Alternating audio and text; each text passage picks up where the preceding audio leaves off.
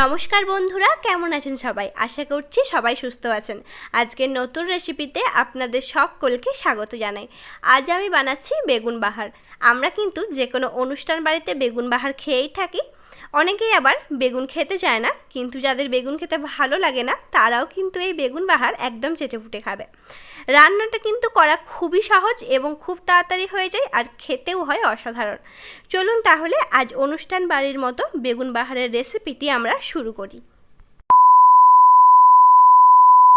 সবার প্রথমে আমি বেগুনগুলিকে লম্বা লম্বা করে কেটে নিয়েছি, পেছন দিকের বোটা শুদ্ধ। তারপর এখানে নিয়েছি 2 থেকে 3 চামচ ফ্যাটানো টক দই, আর একটা বাটিতে 1 চামচ চারমগজ, 1 চামচ পোস্ত এবং 1 চামচ সর্ষে দিয়ে দিচ্ছি। নিয়েছি 6 থেকে 7টা কাঁচা লঙ্কা। এরপর বেগুনগুলোর মধ্যে অল্প একটু হলুদ এবং অল্প একটু নুন দিয়ে দেব। নুন এবং হলুদ দিয়ে বেগুনগুলিকে কিন্তু খুব ভালো করে আমি মাখিয়ে নিচ্ছি।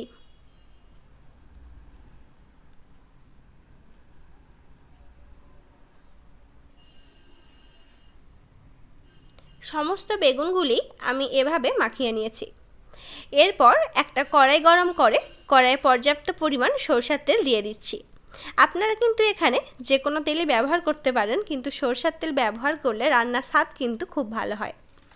এরপর আঁচটাকে মিডিয়ামে রেখে সমস্ত বেগুনগুলিকে আমি এর মধ্যে দিয়ে দিচ্ছি। কিছুক্ষণ সময় ধরে এই পিঠটা ভালো করে ভেজে নেব।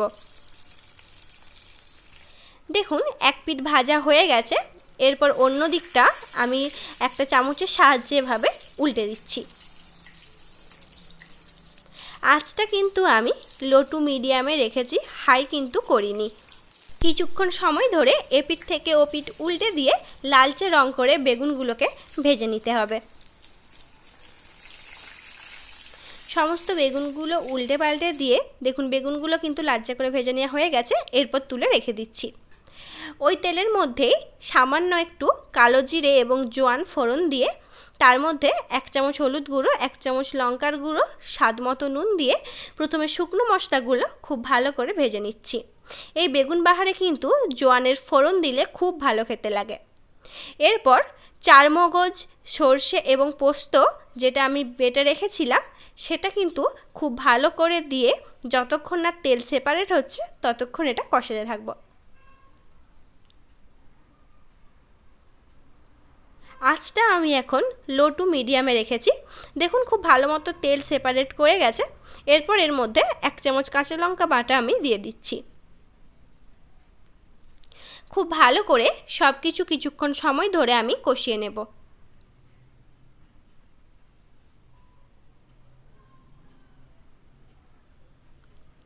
খুব ভালো করে কষানো হয়ে গেছে, মশলার রঙও কিন্তু চেঞ্জ হয়েছে।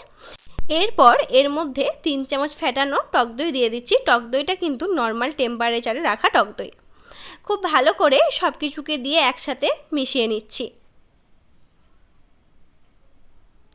কিছুক্ষণ সময় ধরে মশলাটাকে কিন্তু খুব ভালো করে কষিয়ে নিতে হবে।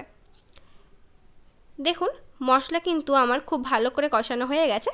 এরপর এতে 1/2 চামচ মতো কাশ্মীরি লাল লঙ্কার গুঁড়ো দিচ্ছি। এটাতে কিন্তু ঝাল হয় না, কিন্তু রঙটা দেখতে খুবই সুন্দর হয়।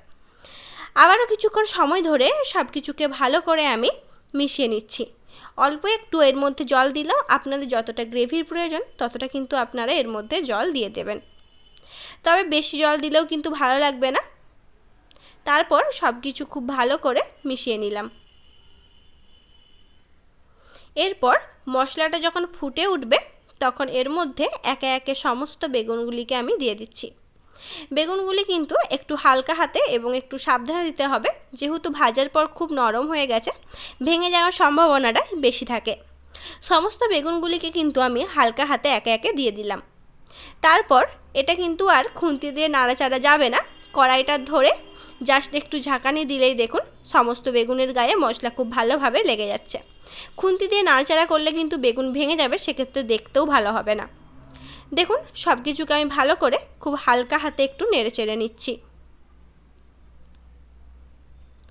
এবং খুব ভালো করে যাতে বেগুনের গায়ে সমস্ত মশলা ঢুকে যায় তার জন্য কিন্তু একটু ঝাঁকিয়ে নিচ্ছি। দেখুন কিছুক্ষণ সময় ধরে বেগুনটাকে একটু মশলার সাথে আমি ফুটিয়ে নেব যাতে হালকা নরম হয়ে যায়। এর মধ্যে কিন্তু অবশ্যই করে একটু চিনি ব্যবহার করতে হবে যাতে স্বাদটা ভালো মতো ব্যালেন্স হয়। এরপর অল্প একটু গরম মশলা দিয়ে ভালো করে নেড়েচেড়ে নিলেই তৈরি হয়ে গেছে আমাদের একদম অনুষ্ঠান বাড়ির স্বাদে বেগুন বাহার। আপনি যদি আমার রেসিপি প্রথমবার দেখছেন এবং আমার পরিবারে প্রথমবার এসেছেন তাহলে কিন্তু অবশ্যই আমার চ্যানেলটা সাবস্ক্রাইব করে রাখুন যদি আমার থেকে এরকমই সুন্দর সুন্দর রেসিপি পেতে চান। সবাই সুস্থ থাকবেন এবং ভালো থাকবেন। আবারও অবশ্যই আপনাদের সাথে দেখা হবে নতুন কোনো একটি রেসিপিতে। ধন্যবাদ।